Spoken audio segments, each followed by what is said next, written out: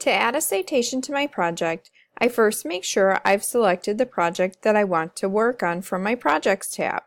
In this case, I'm going to work on my bibliography on Suzanne Collins. Then I move to the Sources tab in the navigation menu. I click the green plus to create a new citation. To cite a database, I first select the database category. Then I select the database that is most like my source.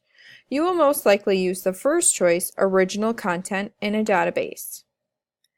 I need to cross-check my information from the Noodle Tools template to the source itself. You'll need to reopen the database page you visited in a new tab. Here, mine comes from Gale Biography and Context. Search through the article to find the appropriate information.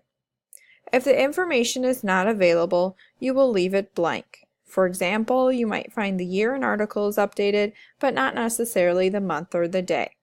So let's go back into Noodle Tools. First, the name of the database is what I found on the LRC database page. Again, in this example, we're using the Gale Biography and Context. The name of my database is Biography and Context. You can see it even came up in the drop-down menu. My database publisher or vendor is Gale. I was very fortunate in my article that I had a complete updated date listed, July 1st, 2016.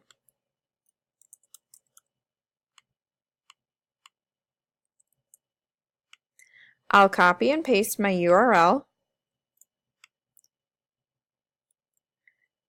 And the most recent date of access is going to be the last date that I retrieved my information for my research.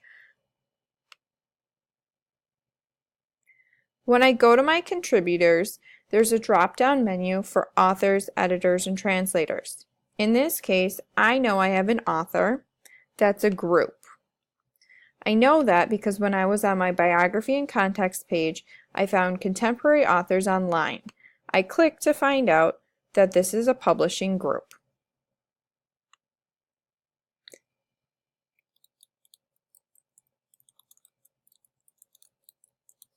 If I had additional authors, I could just add another contributor. My article title is Suzanne Collins. At the bottom, I make sure to click Save, and I can see my entire bibliography is complete.